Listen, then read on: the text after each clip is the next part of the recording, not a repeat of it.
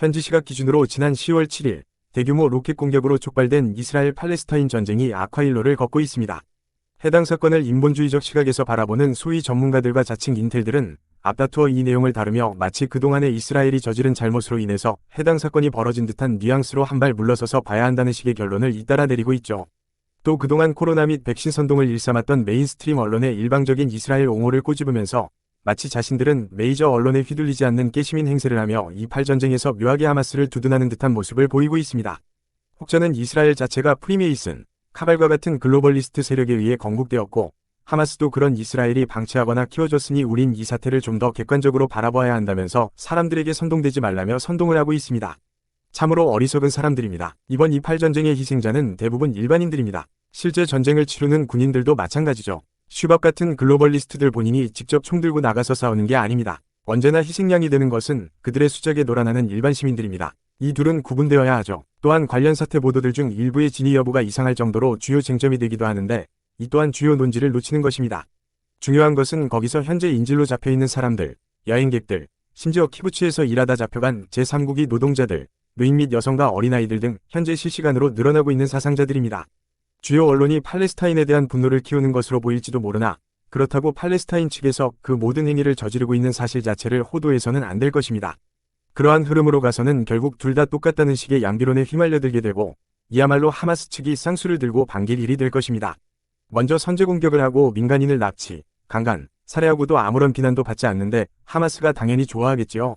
그리고 이것이 바로 글로벌리스트들이 바람하지 않는 결론입니다. 그들은 메시아의 혈통인 이스라엘과 유대인을 진정으로 반기지 않습니다. 또한 서구권의 크리스천들 중에는 유대인을 여전히 예수를 죽인 민족으로 여겨 좋아하지 않고 성경을 대체신학적인 관점으로 바라보는 사람들도 많습니다.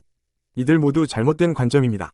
저는 개인적으로 음모론, 영지주의, 뉴에이지, 외계인 신앙 등 소위 비성경적 세계관으로 이 세상의 진실을 자신들이 모두 파악하고 있다고 여기는 사람들의 확증 편향을 볼 때마다 참으로 안타까운 마음이 듭니다.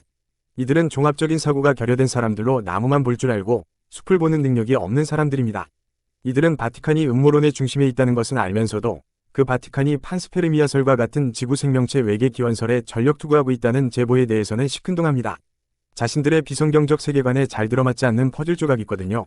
그들은 이런 정보는 무시합니다. 마찬가지로 이들은 종교가 세뇌라고 자기 자신과 주위 사람들을 세뇌하면서 정작 소위 딥스가 지원하는 공교육기관인 학교에서 왜 창조론이 아닌 진화론을 가르치는지, 심지어 왜 학교나 대학교에서 판스페르미아설을 옹호하고 학위까지 주는지에 대해서는 애써 외면합니다. 이런 질문 자체를 하지 않습니다. 자신들의 비성경적 세계관과 맞지 않기 때문이죠. 이번 이 팔전쟁도 마찬가지입니다. 이들에게 유대인은 악입니다. 그들에게 이미 답은 정해져 있습니다. 남은 일은 어떻게 유대인을 절대악으로 끼워 맞출까 하는 것뿐입니다. 세속적 정보군들은 유대 기독교가 피해자, 희생자로 사회 속에서 보편적으로 인식되는 것을 달가워하지 않습니다. 자신들의 비성경적 세계관에 맞지 않기 때문입니다. 이러한 일방적인 편향성을 가지고 그들은 정보를 검열하고 삭제하고 짜집기하여 자신만의 세계관을 형성합니다. 그렇게 나오는 결론은 하마스와 글로벌리스트가 원하는 방향으로 향하게 됩니다. 당연한 일입니다. 저는 현재의 이스라엘 정부가 글로벌리스트의 작품이라는 사실을 부정하지 않습니다. 또한 이 팔전쟁의 경과를 지켜보면 이스라엘이 팔레스타인에게 가혹한 행동을 반복해왔을 뿐 아니라 하마스와 같은 단체를 사실상 키워내는 결과를 스스로 초래했다는 것에 대해서도 부정하지 않습니다. 위의 사실들을 인정하더라도 여전히 현재 사람들을 죽이고 피해를 끼치는 테러 행위를 자행하는 존재들이 하마스이기 때문이죠. 위의 내용들이 사실이든 아니든 하마스가 악인 것에는 변함이 없습니다. 그들의 행위는 그 자체로 규탄의 대상입니다. 이것을 빌미로 가자지구와 팔레스타인 지역을 지구상에서 없애버리는 것이 이스라엘 정부의 목적인지는 모르겠으나 현재의 진행 상황을 보자면 그렇게 흘러갈 가능성이 가장 높아 보입니다. 그러나 설령 그러한 일들이 실제로 벌어진다고 해도 여전히 하마스의 현재 행동은 정당화되지 않습니다.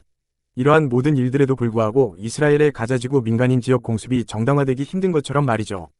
또한 이스라엘이 글로벌리스트 세력을 뒷배로 만들어졌으니 편들면 바보라는 논리도 황당합니다. 2차 대전 이후 세계의 국경을 재편한 것이 패권국들이었고 글로벌리스트 세력들이었습니다.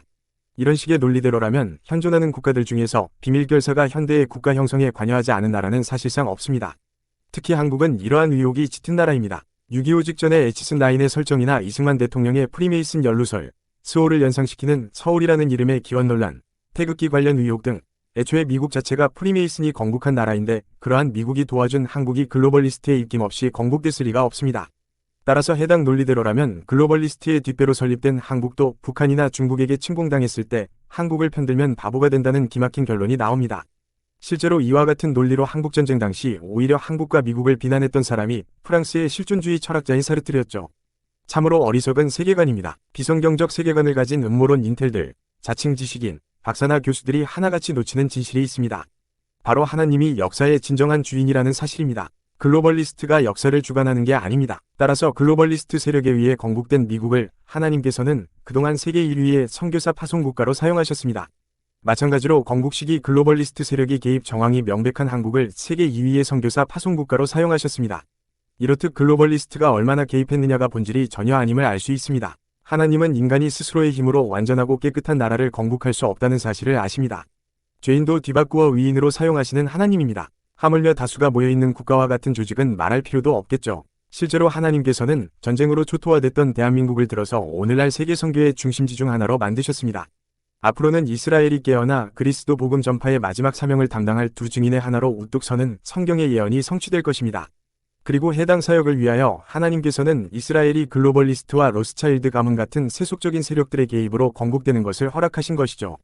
악인의 계획조차 비틀어서 구원 사역으로 뒤바꾸어 버리시는 것이 하나님의 능력입니다. 바벨론 포로 당시의 이스라엘을 생각해 보시길 바랍니다. 바벨론의 포로였던 이스라엘 족속은 결국 예루살렘 성전과 성곽을 재건했습니다. 비성경적 세계관으로는 절대로 이해할 수 없고 도달할 수 없는 결론입니다. 해서 소위 무신론적 세계관의 음모론 인텔들, 지식인, 교수들은 앞으로 일련의 사태가 에스겔에 나오는 곡과 마곡 전쟁으로 흘러가는 시나리오에 대해서 전혀 예측할 수 없습니다. 그들은 설령 해당 내용을 알더라도 자신들의 세계관과 맞지 않기 때문에 언급하지 않을 것이고 철저하게 외면할 것입니다. 하지만 역사는 하나님의 것이죠. 실제로 곡과 마곡의 무대는 현재 빠르게 준비되어 가고 있습니다. 팔레스타인을 현재 강력히 지지하고 나선 이란과 함께 러시아, 터키, 이란은 이미 군사적 연대를 형성하였으며 여기에 시리아도 함께하는 중입니다. 또한 성경의 고멜 지역 근방인 벨라루스는 최근 러시아와 연대를 맺었고 남아있는 구스와 붓 또한 현재 수단에서 진행 중인 내전을 들여다보면 수단의 신속지원군 RSF 세력을 리비아 국민군과 바그너 그룹이 지원하고 있는데 여기 바그너 그룹이 바로 러시아의 지원을 받는 군사 관련 조직으로 사실상 러시아가 수단의 내전을 우회 지원하고 있는 그림이 나타납니다. 이들 수단과 리비아가 각각 구스와 붓이죠. 따라서 이들 세력이 결집할 적절한 이유만 제공이 되면 에스겔서에 예언된 모든 국가가 정확하게 연합을 맺고 이스라엘을 적대할 준비태세는 이미 거의 갖춰진 상태입니다. 물론 아직 수단의 내전이 마무리되어야 하고 러시아의 이스라엘 전쟁 개입 명분, 애매한 사우디의 행방 등 곡과 마곡 전쟁의 예언 성취를 향한 변수는 여전히 남아있습니다만 이번 이 8전쟁의 진행 방향과 함께 수단 내전을 명분으로 패가 갈릴 가능성도 존재합니다. 실제로 이집트는 수단 내전과 관련해서 러시아, 리비아와 현재 적대 관계에 있죠. 실로 놀라울 정도로 정확한 성경의 예언이며 그 성취가 우리의 목전에 다가와 있습니다. 물론 무신론자인 자칭 음모론 인텔들, 지식인, 교수들은 이 성경 예언의 성취라는 가장 납득하기 어려운 불가해한 현상을 프리메이슨의 역사 개입을 통한 기독교 사상 주입과 같은 엉터리 시나리오로 자기합리화할 것입니다. 사실 전혀 앞뒤가 맞지 않죠. 종교가 인류의 족쇄일 뿐이라는 무신론자들의 억지 논리대로라면 대체 왜 프리메이슨의 지식을 주입하는 공교육기관인 학교에서 진화론 대신 창조론을 가르치지 않는지, 또 오늘날 미국 학교에서 대체 왜 방과 후 사탄교 특별 수업을 장려하는지 이 둘의 차이는 대체 무엇인지에 대해서 제대로 설명하지 못합니다. 무신론 음모론가들이 늘상 떠드는 정반합도 말이 안 되는 게 정반합 논리로는 계시록의 예언대로 역사를 진행하는 부분을 설명하지 못합니다. 학교에서 가르치는 진화론과 함께 비밀결사에 의한 계시록의 예언 성취가 정인지 반인지 합인지 구분하기 애매해지죠. 또한 이들은 세상의 언론은 안 믿는다고 하면서 외계 생명체의 흔적 발견과 같은 메이저 뉴스는 철석같이 믿고 제카리아 시침 및 히스토리 채널의 판스페르미아 내러티브를 맹신하는 등 전형적인 확증 편향의 양상을 보입니다. 앞서 말씀드린 바티칸이 시침과 판스페르미아서를 지지하는 부분을 깡그리 무시하는 패턴이 바로 그것이죠. 그러니 이런 사람들의 말은 그다지 귀담아 들을 가치가 없습니다. 어쨌든 그들은 이런 확증 편향의 세계관을 가지고 곡과 마곡 전쟁 시기에 오히려 이스라엘을 공격한 주변 아랍국들을 응원하는 논리를 펼치거나 최소한 방관하게 만드는 여론전을 펼칠 겁니다. 사실 벌써부터 그런 모습을 보이고 있죠. 혹은 유대인과 종교전쟁 때문에 엄한 사람들이 3차 대전에 휘말려 들어가 다 죽게 생겼다면서 또다시 유대인이나 종교의 모든 원인을 덮어 씌울 것입니다. 증오를 반대한다면서 정작 자신들이 반유대주의와 종교 혐오를 부추기는 자기 모순적인 모습을 보일 것입니다. 실제로 동북아시아는 이 8전쟁의 나비 효과로 인한 3차 대전 가능성이 결코 적지 않습니다. 미국이 이스라엘 전쟁에 휘말려서 상대적으로 태평양 안보가 느슨해지면 해당 찬스를 노리고 중국이 대만을 침공하거나 북한이 급습하는 시나리오도 충분히 가능합니다. 만약 이런 역사가 실제로 펼쳐진다면 이 8전쟁과 종교 자체에 대한 세계인의 혐오와 분노는 정말 하늘을 찌를 것입니다. 그리고 이러한 사회 분위기와 시대 정신이 적그리스도 같은 인물의 등장과 함께 글로벌리스트들, 네피림의 후손들이 원하는 진짜 정반합을 위한 발판으로 활용될 것입니다. 바로 이것이 종교 통합, 즉 종교를 빌미로 하는 세계대전을 벌이고 전 세계 사람들 사이에 종교에 대한 반발심과 혐오감을 부추겨 해당 여론을 토대로 전 세계 종교를 하나로 만드는 작업인 것이죠. 물론 저는 이것까지도 진짜 적그리스도 등장을 위한 속임수일 수 있다고 보지만 어쨌든 그것은 또 다른 이야기입니다. 에스겔서에는 곡과 마곡 전쟁 시기에 이스라엘의 초자연적인 현상이 발생한다고 우리에게 알리고 있습니다. 그날에 곡이 이스라엘 땅을 치러 오면 내 노여움이 내 얼굴에 나타나리라 주 여호와의 말씀이니라. 내가 질투와 맹렬한 노여움으로 말하였거니와 그날에 큰 지진이 이스라엘 땅에 일어나서 내가 또 전염병과 피로 그를 심판하며 쏟아지는 폭우와 큰 우박덩이와 불과 유황으로 그와 그 모든 무리와 그와 함께 있는 많은 백성에게 비를 내리듯 하리라. 저는 개인적으로 해당 지진이 계시록 6장의 피피달의 대지진이라고 봅니다. 이에 대한 내용을 잘못된 재림징조라는 제목으로 다뤘었죠. 이러한 해석이 맞다면 우리는 앞으로 곡과 마곡 전쟁의 대지진의 직전까지 많은 일들을 겪게 될 것입니다. 또한 적그리스도가 해당 대지진과 함께 메시아 행세를 하면서 나타나리라 봅니다. 하지만 이는 또 다른 이야기입니다. 세상 사람들이 이러한 현상을 보면 어떻게 이해하게 될까요? 그들이 하나님을 깨닫게 될까요? 아닙니다. 그들은 하나님이 계시다고 인정하지 않습니다. 완악한 영지주의자, 음모론가들은 하프와 같은 무기 시스템을 거론하면서 오히려 유대인을 대량 학살의 주범으로 지목하며 악마화할 것입니다. 또는 이때부터 지난 2023년 7월에 미국이 진행했던 UFO 청문회의 사조와 맞물려서 외계인 내러티브를 본격화할지도 모르죠. 타락한 천사들이 하나님의 기적을 자신들의 기적인 것으로 가로챌지도 모를 일입니다. 완악한 무신론자들은 수많은 초자연적 현상을 눈앞에서 보고도 하나님이 있다고 인정할 바에야 하프와 같은 음모론 내러티브나 차라리 외계인을 신으로 떠받들려 할 것입니다. 그들은 절대로 하나님의 존재를 인정하지 않습니다. 그것이 계시록이 예언하는 마지막 시대의 모습입니다. 외계인 내러티브가 본격화되면 기다리던 바티칸이 치고 나오면서 외계인 메시아 내러티브를 선동하며 적그리스도를 맞이할 준비를 할 테지만 이때의 음모론가들은 판스페르미아서를 앞장서서 추진하는 바티칸의 사악한 실체를 알면서도 끝끝내 하나님을 인정하는 세계관은 거부할 것입니다. 설령 그것이 앞뒤가 전혀 안 맞는 모순 가득한 세계관이라고 할지라도 말이죠. 이때 그들이 해당 모순을 해결하는 해법으로 붙들게 될 세계관이 바로 굿캅, 배드캅 내러티브, 즉 선한 외계인과 악한 외계인 내러티브입니다. 그리하여 그들이 그토록 어리석게 바라보던 정반합의 내러티브를 본인들이 선동하게 됩니다. 그리고 이들의 반초자연적인 세계관은 용과 바다 짐승, 적그리스도의 부활쇼로 180도 뒤집히게 됩니다. 그렇게 전세계 사람들이 적그리스도를 섬기게 되는 것이죠. 그의 머리 하나가 상하여 죽게 된 것 같더니 그 죽게 되었던 상처가 나음에 온 땅이 놀랍게 여겨 짐승을 따르고 용이 짐승에게 권세를 주므로 용에게 경배하며 짐승에게 경배하여 이르되 누가 이 짐승과 같으냐 누가 능히 이와 더불어 싸우리요 하더라. 곡과 마곡 전쟁을 묘사한 에스겔서에는 또 다음과 같은 의미심장한 구절이 나옵니다. 내가 마곡과 그리고 연안 지역에서 편안하게 살고 있는 자들에게 불을 내리겠다. 그러면 그들이 나를 여호와인 줄 알 것이다. 해당 구절의 내용은 일반적으로 러시아를 뜻하는 마곡과 해안지대에 평안히 사는 사람들, 즉 미국 간의 핵전쟁을 묘사한 구절로 해석되는 내용입니다. 곡과 마곡 전쟁 시기에 있을 핵전쟁을 짐작케 하죠. 또한 에스겔 39장 12절에서는 해당 시신을 7달 동안 정리할 것이라고 합니다. 이스라엘 족속이 7달 동안에 그들을 매장하여 그 땅을 정결하게 할 것이라. 핵전쟁으로 인한 각종 방사능이나 전염병으로 인해 시신을 수습하는데 오랜 기간이 걸리는 것을 암시하는 구절이죠. UFO가 핵미사일 기지에 출몰한다는 이야기도 이미 존재하는 것을 보면 미국 러시아 핵전쟁을 악한 외계인이 촉발하고 선한 외계인이 인류를 도와준다는 식의 적그리스도 등장을 위한 정반합 내러티브도 가능할지 모르겠습니다. 요는 이 모든 퍼즐의 조각들이 앞으로 크나큰 재난이 우리 앞에 닥칠 것을 예고하고 있다는 것입니다. 해당 곡과 마곡 전쟁 시기에 조성된 음모론 또는 선한 외계인 내러티브는 적그리스도의 종교 통합과 함께 짐승정보 신흥 종교의 밑바탕이 됩니다. 적그리스도를 메시아로 맞이할 준비 작업을 이들 각종 음모론, 미스터리 채널을 통하여 진행시키는 것이죠. 따라서 이 곡과 마곡 전쟁 시기에는 메인스트림 미디어에만 프로파간다가 존재하는 게 아닙니다. 상대적 음지인 음모론 영역에서도 프로파간다가 활발하게 진행됩니다. 특히 러시아 이란을 주축으로 하는 반이스라엘 연합군을 괴멸시키는 자연재해와 함께 하프나 외계인 내러티브를 통하여 빅텍에게 강력하게 푸시받는 음모론가들이 급부상할 것입니다. 그들이 적그리스도의 짐승정부와 종교 통합의 나팔수가 되리라 봅니다. 따라서 우리의 시대의 프로파간다는 투 트랙으로 진행이 됩니다. 그리고 현재의 선동과 프로파간다의 양상은 곡과 마곡 전쟁의 때까지 우리를 크게 두 편으로 나누게 될 것입니다. 이스라엘 대 반이스라엘, 종교 대 반종교. 여러분은 성경이 전하는 곡과 마곡 전쟁 시기에 반이스라엘의 편에 서시겠습니까? 또는 종교 자체가 문제라는 세상의 내러티브에 편승하여 그냥 방관하실 건가요? 그것이 정녕 하나님이 기뻐하시는 깨어있는 크리스천의 자세라고 생각하시면서 하나님을 믿고 교회를 다니신다면 진지하게 자기 신앙을 되돌아보시길 바랍니다.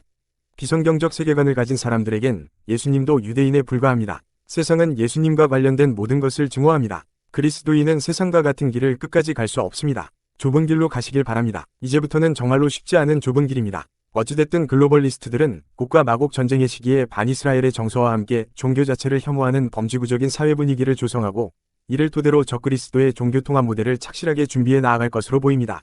무신론 음모론가들은 해당 종교 통합을 위한 반종교 프로파간다의 장기말로 철저하게 이용당하겠죠. 앞으로 유튜브, 인스타, 틱톡 등 각종 SNS 플랫폼에서 반종교 어젠다를 더욱 독려할지도 모르겠습니다. 그렇게 되면 돈만 되면 양잿물도 들이키는 한국인 특성상 앞으로는 인터넷에서 해당 종교 혐오 내러티브를 지긋지긋할 정도로 많이 보게 될 겁니다. 바로 이런 걸 두고 진짜 정반합이라고 하는 것입니다. 하람 아나테마, 아말렉의 왕족들은 이스라엘 민족을 지구상에서 쓸어버리기 위한 피해 맹세, 자자손손 이스라엘과 싸울 것을 다짐하는 피해 서약을 맺었습니다. 그리고 그 아말렉 왕족의 하나가 아각 사람 하각이었습니다. 아각 사람의 원어는 아각이, 즉 아말렉 왕족을 뜻합니다. 그들은 이스라엘 족속을 죽이기로 다짐한 아말렉 족속의 후손들이었죠. 이들은 창세기 3장 15절 이하의 말씀을 충실히 이행하는 옛뱀, 용의 후손들로 이스라엘과 원수가 될 운명의 사람들이었습니다. 에스더서에는 아말렉 왕족 하각과 아말렉 족속이 이스라엘 민족에게 역으로 당한 이야기가 기록되어 있습니다. 루터는 불임절의 기원이 된 해당 사건을 지적하면서 유대인을 잔혹한 인종으로 모욕하고 오도했죠. 하지만 이렇게 하지 않았으면 하만의 계략으로 유대인은 멸절되고 예수 그리스도께서 나실 수도 없었을 겁니다. 거기까지가 사탄의 계획이었죠. 하람 아나테마의 맹세를 지키고자 했던 아말렉 족속은 결국 자신들의 피로 하나님을 대적한 자신들의 죄값을 치러야만 했습니다. 이날을 기념하는 것은 사탄의 계획이 무너진 것을 기념하게 하신 것이었죠. 마지막 시대에 중동과 러시아를 준동하여 이스라엘을 공격하게 만드는 일 또한 바로 하만의 책략과 궤를 같이 하는 것입니다. 마지막 시대의 구원사역을 담당할 이스라엘 민족을 없애는 것이 타락한 천사들의 오랜 수건이죠. 이러한 역사에 동참하는 세력은 패망을 맞이하게 되어 있습니다. 하지만 예수 그리스도의 복음이 우리에게 전해지는 오늘날에는 혈통만으로 서로를 원수로 여기는 일은 사실 큰 의미는 없습니다. 여호수아 시기에 기브온 족속과도 같이 이스라엘과 공존하는 것이 허락되었던 가나안의 비네피림 민족들처럼 오늘날의 팔레스타인 사람들도 그리스도의 복음 안에서 이스라엘과 같이 하나님의 아들들로 거듭나야 하는 구원의 대상들입니다. 하지만 사탄은 바로 이러한 사람들을 모두 이용하고 인질로 삼아 서로 싸우고 반목하며 죽게 만듭니다. 아담의 후손인 인류가 반목하며 서로를 증오할수록 타락한 천사들은 늘어나는 자신들의 지옥행 동료들을 기분 나쁜 미소와 함께 바라볼 것입니다. 별들이 하늘에서부터 싸우되 그들이 다니는 길에서 시스라와 싸웠도다. 초자연적 세계의 전쟁을 설명하는 것으로 읽히는 사사기 5장의 말씀 이외에도 다니엘 10장에는 영적 세계가 마치 현실 세계와 겹쳐진 것과 같이 그려집니다. 페르시아에서 실제 발생한 전쟁이 영적 세계의 전쟁과 연동되어 있습니다. 실제로 다니엘에게 하나님의 메시지를 전하는 천사가 대적의 군대에 가로막혀 21일이나 지체되어 도착합니다. 그리고 다니엘 12장에는 마지막 시대의 모습에 대한 힌트가 들어있습니다. 그때의 내 민족을 호위하는 큰 군주 미가엘이 일어날 것이요 또 환난이 있으리니 이는 개국 이래로 그때까지 없던 환난일 것이며 그때의 내 백성 중 책에 기록된 모든 자가 구원을 받을 것이라. 이러한 성경 속의 힌트를 종합해 볼 때 우리는 마지막 시대로 향하는 이 길목에서 이스라엘을 호위하는 천사 미가엘이 현재 영적 전쟁을 벌이고 있음을 알 수 있습니다. 그들은 지금 가자지구 근방의 영적 차원에서 전쟁 중입니다. 초자연적 세계관을 지닌 그리스도인들은 이러한 영적 전쟁을 깨닫고 현재 벌어지는 표면적인 사태들 이면에 영적 전쟁을 위해서 기도해야 할 줄로 믿습니다. 우리의 씨름은 혈과 육을 상대하는 것이 아니요 통치자들과 권세들과 이 어둠의 세상 주관자들과 하늘에 있는 악의 영들을 상대함이라. 곡과 마곡 전쟁은 단순한 3차 대전 이상의 의미를 지니는 전쟁입니다. 천사장 미가엘을 사령관으로 하는 천군 천사와 페르시의 군주 및 아랍 지역과 러시아, 동유럽, 북아프리카의 국가에 이르는 지역을 관할하는 통치자들, 권세들로 불리우는 천사들 간의 대전쟁입니다. 사사기의 표현을 빌리자면 별들의 전쟁이요 지상의 각 나라를 지배하는 군주들, 이른바 타락한 군대와 천상의 군대의 대결인 것이죠. 이것이 세상이 전하지 않는 진짜 전쟁입니다. 그리고 이는 어디까지나 제 개인적인 추측입니다만 마지막 시대에 이스라엘을 적대하는 국가들이 짐승정부 시기에 복음의 문이 열리는 국가일지도 모릅니다. 즉 미가엘을 위시한 천상의 군대에게 해당 국가의 통치자들 권세들이 패배하고 현실 세계 속으로 쫓겨나는 모습이 우리 인간의 눈에는 UFO나 외계인이 현실에 등장하는 것으로 보일지도 모를 일입니다. 우리가 영적인 세계에 대해서 완전히 파악할 수는 없기 때문에 어디까지나 추정입니다만 곡과 마곡 시기에 이스라엘을 대적하는 국가와 지역들을 보면 대부분 비복음 지역들입니다. 그렇다면 그동안 해당 지역의 군주들로 인해서 막혀 있었던 복음의 길이 열리고 곡과 마곡 전쟁 이후 이스라엘을 적대했던 지역들에서 마지막 부흥이 시작되는 것은 아닐까요? 곡과 마곡을 묘사하는 스가랴 12장의 내용 이후에 이어지는 스가랴 13장에서는 죄와 더러움을 씻는 셈이 다윗의 족속과 예루살렘 주민에게 열린다고 기록합니다. 또한 온 땅의 3분의 1을 불에 던져 은같이 금같이 연단한다고 전하죠. 마지막 때에 우리의 생각보다도 훨씬 많은 사람들이 참된 복음을 믿고 구원에 이르게 될지도 모릅니다. 따라서 우린 이스라엘을 위해 기도해야만 합니다. 단순히 현실적 차원의 문제가 아닙니다. 이스라엘의 영적인 전쟁을 위해서 우린 기도를 드려야 합니다. 이 영적 전쟁에서 하나님의 군대가 승리하기를 합심하여 기도해야 합니다. 이스라엘과 유대인이 깨어나 진정으로 그리스도의 복음 안에서 하나님의 아들들로 거듭날 수 있도록 기도해야만 합니다. 또한 팔레스타인도 하람 아나테마의 저주에서 벗어나 그리스도의 복음 안에서 하나님의 아들들로 다시 태어나길 기도해야 합니다. 이것이 예수 그리스도의 지상명령입니다. 우린 이러한 기적의 날을 위해서 기도해야 합니다. 에덴의 회복을 기도해야 합니다. 예루살렘을 위하여 평안을 구하라. 예루살렘을 사랑하는 자는 형통하리로다. 하나님께서는 누굴 편들라고 하신 게 아니라 다만 예루살렘의 평안을 위하여 기도하라고 하셨습니다. 실제로 오늘날 예루살렘에는 세계 각지의 사람들이 모여서 살아가고 있습니다. 전 세계 곳곳에 흩어졌던 이스라엘이 마지막 시대의 두 증인 중 하나가 되는 것에는 큰 의미가 있습니다. 전 세계 지구촌 사람들과 뒤섞인 이스라엘 민족이 그리스도 복음을 믿고 다시금 열방을 전도하는 마지막 사역을 감당하게 됩니다. 온 세상의 모든 언어들로 말이죠. 이것이 하나님께서 창세 전부터 보고 계셨던 풍경입니다. 따라서 하나님의 구원 계획 안에서 예루살렘의 모든 사람들이 다른 말로는 열방이 주님께 돌아오기를 기도해야 할 것입니다.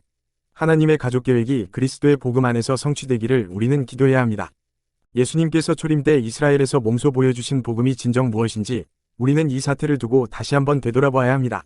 우린 그들을 위해 기도해야 합니다. 오직 그리스도의 복음만이 이들을 구원할 수 있습니다. 사람을 죽이는데 앞장섰던 사울이 회심하여 사람을 위해 목숨 바치는 바울이 됐던 것처럼 마지막 시대에 이스라엘이 글로벌리스트의 악한 계획이나 전쟁의 도구로 전락하여 이용만 당하다가 버려지는 것이 아니라 주님 품으로 돌아와서 그리스도의 복음을 위하여 살아가는 하나님의 참된 아들로 거듭나기를 기도해야 할 것입니다. 이것이 이 시대 그리스도인의 진짜 기도 제목이 되어야 할 줄로 믿습니다. 인간의 힘으로는 이 지상에 참된 평화의 시대를 가져올 수 없습니다. 오직 예수 그리스도께서 다시 오셔야 가능할 것입니다. 그리고 이 극악한 혼란의 소용돌이 끝에서 모든 사람들이 애타게 기다리는 구원자의 모습으로 적그리스도가 먼저 등장할 것입니다. 그는 장차 전 세계의 모든 종교를 통합하고 황금 시대를 열며 죽었다가 되살아나는 기적을 선보이고 많은 사람들과 한일의 동안의 언약을 확인할 것입니다. 그리고 그의 곁을 바티칸이 지키고 후 3년 반이 시대에는 땅의 짐승과 함께 짐승의 표가 시행됩니다. 그가 장차 많은 사람들과 더불어 한일의 동안의 언약을 확인하고 그가 그 일의 절반의 제사와 예물을 금지할 것이며 또 포악하여 가증한 것이 날개를 위지하여 설 것이며 또 이미 정한 종말까지 진노가 황폐하게 하는 자에게 쏟아지리라. 인류의 역사를 다시 써내려가는 거대한 미혹의 서막이 올랐습니다. 부디 이 마지막 시대에 진짜 미혹을 깨어 분별하는 여러분 모두가 되시길 기원합니다. 하나님의 축복과 예루살렘의 평화를 기도합니다.